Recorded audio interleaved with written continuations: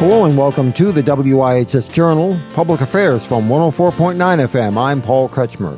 Today we're going to be discussing an organization called Retirement Reformation with its founder, Bruce Bruisma, who's doing an unusual amount of work during this COVID-19 pandemic. The information that I have received says that seniors can be ambassadors of hope and not victims as the coronavirus anxiety deepens. What organization then do you represent, Bruce? An organization that is entitled the Retirement Reformation. And it's not just an organization, it's actually a movement that was launched to be able to help seniors think about their lives differently and in the middle of this coronavirus to extend a challenge to them. I have heard some programs from overseas, from places like the BBC World Service, that have pointed out the experiences that people have had who have had a life prior to this point of time, and who continue to live and who continue to share what they have as they have recalled how they made it through prior crises in their life and how they can use that to inform the lives of other people. Is that kind of the general thrust of what the Retirement Reformation does? It is part of the Retirement Reformation, and certainly is the applicable portion as we are experiencing the tragedy of the COVID-19 pandemic. And when we think back to, if you were born in 1900, think of all the different major events: World War I, World War II, the Spanish flu, and just simply goes on and on and on and on and on.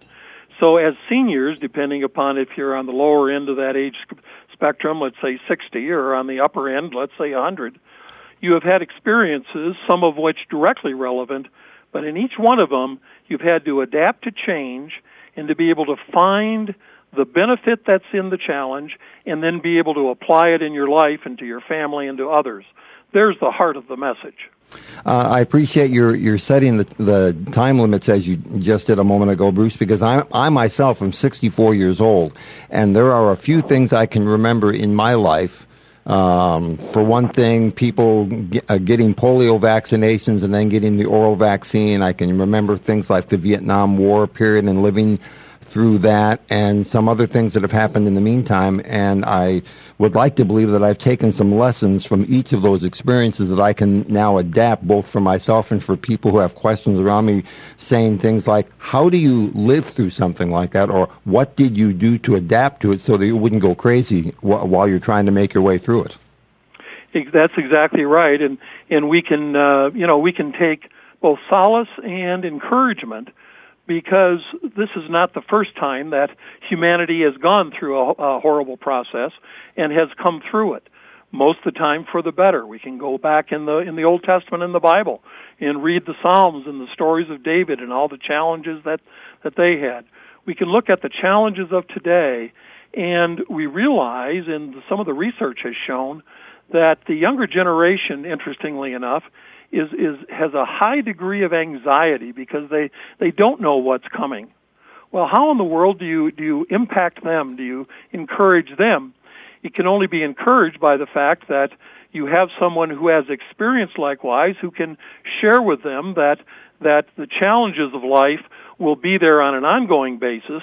This is a major one we'll all remember. On the other hand, it is one that we can learn from and move forward through. Have you spoken to people yourself, or can you recall a time when in your own life, for instance, you thought, once we get past a certain point on the calendar and watch a challenge to my life or the lives of others recede in the rearview mirror of life, that somehow we will have gone over the rainbow, and that from then on we will not see the kinds of challenges or fears or anxieties we've lived with up till this point, and life will be better? I think that's the hope that we all have.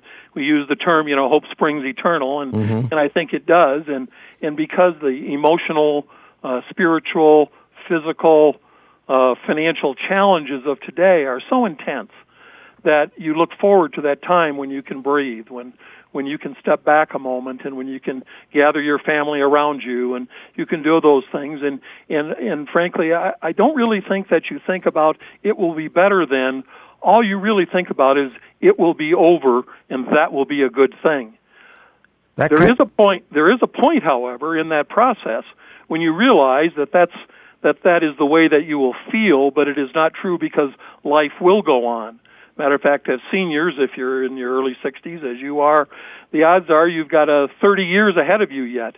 And so as you go past this circumstance, you do know that another one will come. And perhaps that's part of the message, that it is a learning experience, not just something that will be in the rear view mirror. One of the challenges of someone who comes from a family like mine, where they tend to live to be around 90 or even in a number of cases 100 years old, is the reality that, looking from my vantage point right now, I can just, as you just expressed so very well, I can anticipate a number of different things coming down the pike that I will have to deal with should I live that long, and that I'll have to relate to, and that I'll have to deal with in one fashion or another. I do know that I've had this attitude in my own life over the course of life, where something's been going very difficult, finishing college, finding my first job, and so on, where the thought has always arisen in my mind, yes, it's tough now, but I'll feel so much better on the other side when I get through it. I think one of the reasons that still, as you look in your rearview mirror, the reason why you felt better and the reason why you continue to feel better is because you came through that experience. We talk about it being a learning experience. Well, every experience is that. As a matter of fact, it's the key events of our life that God uses to shape us and prepare us for whatever that next stage is. As I look back, I'm a little older than you are. I'm 78, and I started a coffee plantation in Laos when I was 66. Began the Retirement Reformation movement just about 3 years ago. And so it is all of those experiences, the painful as well as the joyful, that are part of our preparation for what's next. And so as we look at the COVID-19 Senior Challenge, which is, you can be more than vulnerable, and you can do more than nothing.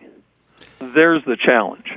At the point at which you began the Retirement Reformation, what was your thought in your mind that caused you to coalesce ideas, and what may those ideas have been that did come together that caused you to launch a formal movement, as opposed to casually thinking about it and maybe having some impact on the people you most directly knew within your circle of acquaintances, and thought about doing something that would be more wide-ranging and have an opportunity to touch more lives than you might have otherwise? It's a wonderful question. It has two parts to the answer. Okay. The first part, that in my prior career, I spent 30 years helping people and encouraging people to save for retirement.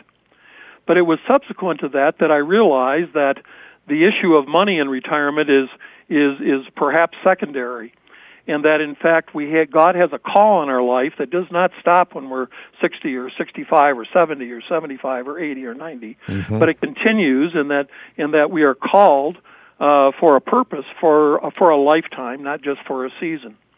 So as I realized that what needed to change was the way that we think about those last 30 years of life, the way that we think about them, and that we don't buy into what the culture says retirement is, but that we take steps into what God has called us to be during that period of time. And so it just kind of became the next natural thing to do, to bring some friends together and to create the Retirement Reformation Roundtable, to in prayer and consultation with them to then create the Retirement Reformation Manifesto and the 10 principles that it outlines, that as people engage with it, they will both have a better understanding, but also will be encouraged. We'll be continuing with our conversation with Bruce Bruisma, the founder of Retirement Reformation, on the COVID-19 pandemic on tomorrow's broadcast. For further information, call us at 860-346-1049. The opinions expressed are those of the participants, not necessarily those of the staff or management of this station. I'm Paul Kretschmer on the WIHS Journal, Public Affairs from WIHS, Middletown.